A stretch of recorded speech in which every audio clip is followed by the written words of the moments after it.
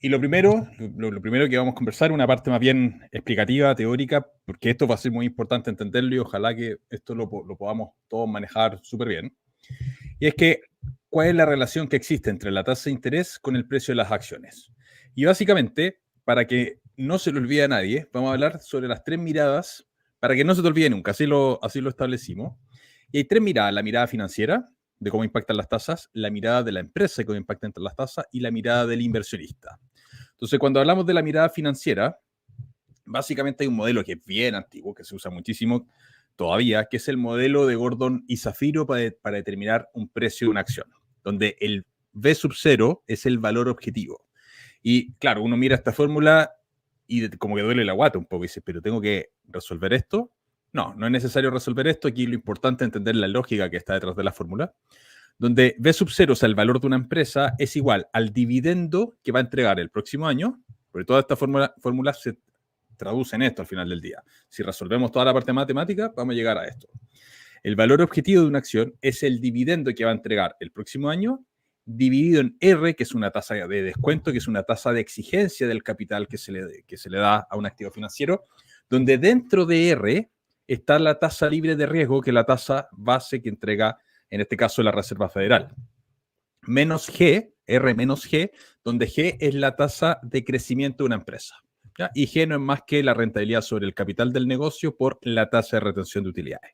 Sé que suena a tecnología de la NASA, pero simplemente quiero explicar un concepto matemático para ver cómo impacta la tasa de interés desde la óptica financiera en el precio de los activos.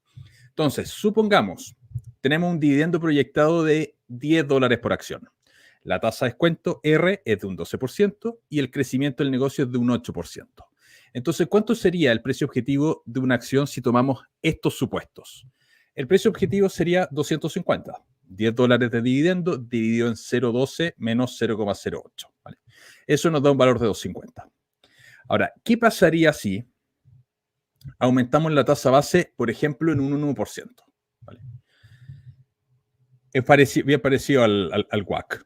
Entonces, 10 dividido en 0,13, ya no 0,12, menos 0,08.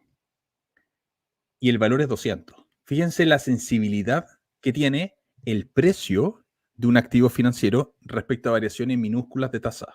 En el escenario anterior estábamos con una tasa del 12, ¿ya? Con un R de 12, que incorpora la tasa base del Banco Central, y al subir la tasa en un 1%, el valor de 250 no baja a 200. O sea, el valor del activo financiero cae en un 20% cuando estamos subiendo un 1% de tasa. Obviamente hay otras variables que hay que ir ajustando, pero el mensaje que les quiero dar es que los precios de los activos financieros son tremendamente sensibles a pequeñas variaciones en los cálculos de esta fórmula. Lo mismo ocurre desde el punto de vista de G, ¿ya? Que básicamente el crecimiento del negocio, que en este caso lo estábamos estimando en un 8%. Si cambian puntos chiquititos de rentabilidad sobre el capital de ese negocio, G va a cambiar y la fórmula es muy sensible a variaciones. Entonces, esto es bien importante que lo sepamos como inversionistas, porque todas estas fórmulas de valor objetivo son muy sensibles a cambios. No sé si han visto, por ejemplo, cuando se ven en ciertos portales o ciertas corredoras de bolsa que dicen, nosotros estimamos que el valor objetivo para X empresa es de tanto dinero. Y al cabo de unos meses cambia la valorización y cambia en porcentajes importantes. Nuestro valor objetivo de, por ejemplo, Johnson & Johnson es $170 y después lo cambiamos a $190. ¿Qué pasó?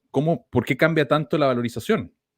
O lo bajan de 170 a 150. ¿Qué fue lo que estuvo pasando? Bueno, cambios chiquititos, muy chiquititos, en esta fórmula llevan y generan ese tipo de cambios más profundos, ¿vale?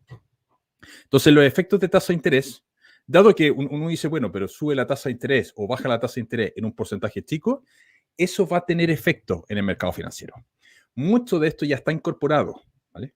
O sea, cuando se habla de que el mercado espera que la Fed, en este caso la Reserva Federal, tenga un comportamiento con la tasa, los precios ya están ajustados. Pero la sorpresa ocurre cuando la Reserva Federal da o entrega un comportamiento distinto de lo que el mercado estaba incorporando. Cuando ocurre eso, dado que los precios son muy sensibles a la tasa de interés, va a haber una variación fuerte al alza o a la baja dependiendo de qué es lo que haya ocurrido. Si en el fondo la tasa de interés está subiendo más de lo esperado, va a haber una corrección bajista.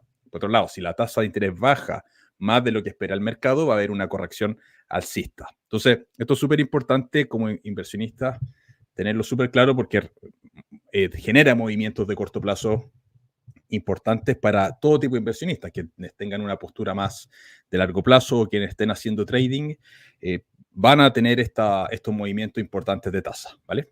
Ahora, si es que se nos olvida la parte financiera, veamos la parte de la mirada de la empresa.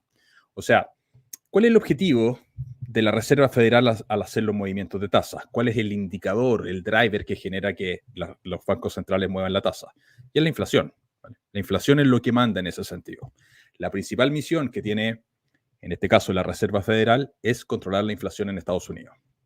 Entonces, la forma de controlar la inflación es con la tasa de interés. Si la inflación es alta, sube la tasa de interés. ¿Para qué? Para frenar el consumo. Si es más caro el crédito, se enlentece el consumo. ¿Qué pasa con las empresas si es que se sube la tasa de interés? ¿Van a vender más o menos? Si el objetivo del Banco Central es frenar el consumo.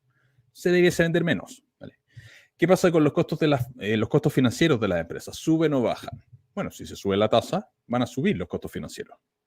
Y la acción, al final del día, hay varias métricas para valorizar acciones desde el punto de vista fundamental, pero hay una que es un múltiplo de los resultados, que se puede ver en términos de EBITDA, en términos de utilidad, en base a varias métricas sobre cómo fue el resultado financiero de una empresa, podemos llegar a valorizar ese negocio. Entonces, si está subiendo la tasa de interés, las empresas van a vender menos y los costos financieros suben. Eso genera que los resultados de las empresas sean más bajos o se lentezca la tasa de crecimiento. Entonces, ¿qué debería pasar con el precio de las acciones? Bajar.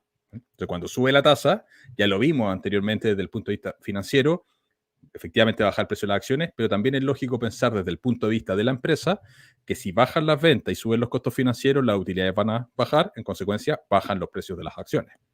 Una segunda mirada para que no se nos olvide. Y una tercera mirada es la del inversionista. Hay algo que se usa mucho cuando se construyen portafolios, que es lo que se conoce como frontera eficiente. La frontera eficiente básicamente es una curva de distintos activos que tú tienes en los cuales hay un retorno esperado contra un riesgo, ¿vale? Entonces, ¿qué es lo que plantea la frontera eficiente? Aquí tenemos dos puntos rojos en los cuales tenemos dos activos que tienen el mismo nivel de riesgo, pero hay uno que tiene un mayor retorno esperado, el que está en la línea superior, que el que está abajo. Entonces, desde el punto de vista de la inversión ajustada a riesgo, uno debiese estar naturalmente buscando activos que tengan el mismo nivel de riesgo y mayor retorno esperado, ¿vale? Hay activos que son y portafolios que van a ser ineficientes en el largo plazo, que son aquellos que tienen menor retorno esperado ajustado a riesgo. Entonces, cuando sube la tasa de interés, la renta fija se empieza a ser más atractiva. Y hay ciertos portafolios que naturalmente van a tener más ponderación en renta fija. Entonces, ¿qué pasa con el inversionista que si ve que sube la tasa de interés? Bueno, naturalmente hay un desvío de capital de acciones de empresas hacia renta fija y eso genera venta de acciones y baja el precio de las acciones. Lado contrario, si es que la tasa de interés va a bajar, hay menor retorno en la renta fija y naturalmente hay desvío de capital desde renta fija hacia renta variable, ¿vale? Entonces, estas son tres ópticas, tres miradas que les quería comentar, por si alguna vez se nos olvida alguna, que la tasa de interés tiene un impacto relevante en el precio de los activos y naturalmente tenemos que incorporar eso, tenemos que tenerlo súper claro. Si sube la tasa, bajan las acciones, si baja la tasa, suben las acciones. Gran parte de eso ya está incorporado en los mercados, la variación va a ser si es que hay una baja o una alza superior o inferior a lo que el mercado estaba incorporando.